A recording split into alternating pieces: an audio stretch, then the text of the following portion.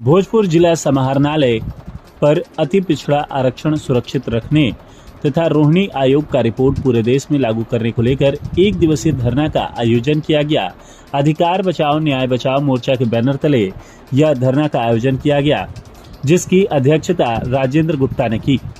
आरा नगर के अति पिछड़ा समाज से सैकड़ों लोगों ने इस धरना में हिस्सा लिया। बिहार में नगर निकाय चुनाव के दौरान अति पिछड़ा आरक्षण को गलत ठहराए जाने की घोर निंदा की गई। मंच के संस्थापक सामाजिक कार्यकर्ता राजकिशोर शर्मा ने कहा कि सभी पार्टियां गरीबों के नाम पर एक रवैया अपना चुकी है। विगत 2006 से अति पिछड़ों का आरक्षण पंचायत चुनाव और निकाय चुनाव में लाभ मिलता रहा और जायज था। 2022 निकाय चुनाव में वही आरक्षण गलत कैसे हो गया? यह स्वर्ण जातियों द्वारा आरक्षण हटाने का एक बड़ा षड्यंत्र है, जिसे सफल नहीं होने दिया जाएगा। अति पिछड़ों को सत्ता भागीदारी को भारत सरकार द्वारा 2017 में रोहिणी आयोग बनाया गया। अति पिछड़ों को लाभ नहीं मिले, इसलिए उसका कार्यकाल 13 बार बढ़ाने का घोर निंदा करते हैं और भारत के प्रधानमंत्री से आग्रह करते हैं कि रोहिणी आयोग का रिपोर्ट जल्द लागू कर सत्ता से वंचित अति पिछड़ों का लाभ प्रदान करे। वही मोर्चा के सचिव राजेश कुमार ने कहा कि अति पिछड़ा समाज को संगठित कर जन आंदोलन तैयार किया जाएगा ताकि सत्ता से बाहर रखने की सरकारी नीति पर विराम लगे। साथ ही बिहार सरकार से मांग की गई कि तमिलनाडु की तर्ज पर बिहार में भी आरक्षण की सीमा को 50% से बढ़ाया जाए, जिससे आरक्षित वर्ग को समुचित लाभ मिल सके। मोर्चा के अध्यक्ष राजेंद्र गुप्ता ने बिहार के तमाम अति पिछड़ा जातियों को गोलबंद कर संघर्ष का आह्वान किया। मंच संचालन अखिलेश शर्मा ने किया व धन्यवाद ज्ञापन अविनाश शर्मा ने किया। वहीं उपस्थित लोगों में सुशील शर्मा, शिवशंकर ठाकुर, राजेश चौरसिया, राजामोनी देवी, शिव कुमारी देवी, साजन शर्मा, दुर्गा प्रसाद, चंद्रशेखर शर्मा, त्रिभुवन शर्मा, रामेश्वर पाल, कमला प्रसाद, प्रेमचंद्र प्रसाद, सुमेश्वर प्रसाद, नंदजी गोड़, प्रभुलाल प्रसाद, तुलसी प्रसाद आदि थे। अधिकार बचाओ न्याय बचाओ मोर्चा के तरफ से आप लोग एक दिवसीय धरना, क्या इसका मुख्य उद्देश्य? देखिए, आज बिहार सहित पूरे देश में गरीब गुरबों का जो अधिकार है वह खतरे में है।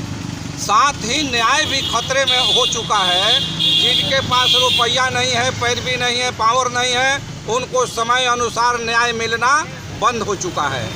विगत समय 2006 से अति पिछड़ों का आरक्षण बिहार में मिल रहा है, जो वही नीति नियम 2021 पंचायत चुनाव तक जायज था। उसमें कोई खामी किसी भी पार्टी को दिखाई नहीं पड़ती थी, लेकिन 2022 निकाय चुनाव में उस आरक्षण में बहुत सारी खामियां दिखाई देने लगी।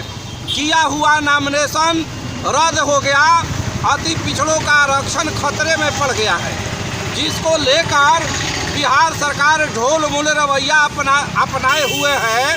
आज का हमारा धरना है कि जो बिहार अति पिछड़ा सूची में 113 गो जातियाँ हैं, उसमें से एक भी जाति खरकनी नहीं चाहिए। साथ ही और अन्य जो जातियां अति पिछड़ा के लायक है, उनका सर्वे करके उनको सम्मिलित करना चाहिए। इस मांग को लेकर आज हम लोग बैठे हुए हैं, क्योंकि अति पिछड़ा का जो समाज है वो विभिन्न पार्टियों में बढ़ चुका है, इसकी आवाज़ बंद है।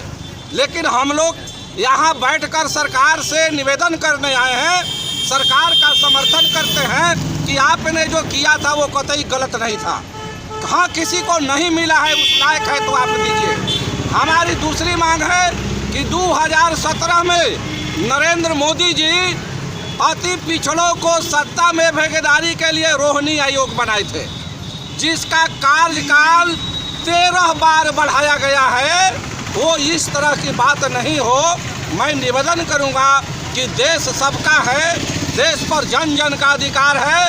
रोहिणी आयोग जैसे मोदी जी बनाए हैं, उसका जो निर्णय है पूरे देश पर लागू करके गरीब गुरबों की जो है ना सत्ता में भागीदारी देने का काम करे। मेरा नाम राजकिशोर शर्मा, संस्थापक सदस्य राष्ट्रीय अति पिछड़ा आयोग का गठन न्याय बचाओ मोर्चा। शर्मा, ये जो अति पिछड़ा वर्ग का आरक्षण है, यह आरक्षण जन यह वर्ग मोस्ट बैकवर्ड था। उस समय 84 जातियों को अति पिछड़ा वर्ग में शामिल किया गया। समय के साथ यह जातियाँ 113 में पहुंच गई, लेकिन आरक्षण का जो दायरा है वो प्रतिशत नहीं बढ़ पाया। इसलिए उस आबादी के हिसाब से अति पिछड़ा का आरक्षण प्रतिशत भी बढ़ना अनिवार्य है। केंद्र में मोदी जी की सरकार है, रोहिणी आयोग की जो चर्चा हो रही है वह राष्ट्र हित में राष्ट्रीय अति पिछड़ा आयोग का यथाशीघ्र केंद्र की सरकार गठन करे। नहीं तो इसके लिए हम लोग बाध्य हो करके यहाँ से लेकर के पूरे देश भर में अति पिछड़ा आयोग का अगर गठन नहीं होता है राष्ट्र स्तर पर तो हम लोग जन आंदोलन खड़ा करेंगे। रही सही बात पंचायत निकाय में चुनाव के लिए, तो उस समय किशोरी आयोग के द्वारा, अति पिछड़ा वर्ग आयोग के द्वारा उच्च न्यायालय में एक याचिका दायर किया गया था, जिसमें अति पिछड़ा वर्ग के लोगों के लिए नगर निकाय चुनाव, पंचायत चुनाव में आरक्षण की मांग की गई थी। इसको देखते हुए उच्च न्यायालय के माननीय न्यायाधीश ने यह स्पष्ट कहा था कि यह वर्ग की जितनी आबादी है उसका 1% भी लोग पंचायत चुनाव और नगर निगम के चुनाव में नहीं जीत करके आते हैं, इसलिए इनको आरक्षण दिया जाता है। 20% आरक्षण मिला। उस हिसाब से 2006 से 17 तक का जो चुनाव हुआ उसमें वो आरक्षण लागू था। लेकिन एक जाति विशेष और समाज विशेष के और ये जो तथाकथित जो भाजपा की सरकार है, इनके नेता के द्वारा जो याचिका दायर किया गया उच्च न्यायालय में कि अति पिछड़ा आरक्षण को समाप्त किया जाए, यह बहुत ही निंदनीय और अशोभनीय है। अपने धरना के माध्यम से क्या कहना चाहेंगे? हम धरना के माध्यम से कहना चाहते हैं कि अति पिछड़ा आयोग का गठन करके राष्ट्र हित में और प्रदेश हित में भी अति पिछड़ा आयोग का गठन किया जाए। अभी नीतीश जी किए हुए हैं, लेकिन उसको तत्काल आरक्षण लागू करके यथाशीघ्र चुनाव को कराया जाए और राष्ट्र हित में राष्ट्रीय अति पिछड़ा आयोग का गठन यथाशीघ्र किया जाए। क्या नाम है आपका? प्रोफेसर सुशील कुमार शर्मा।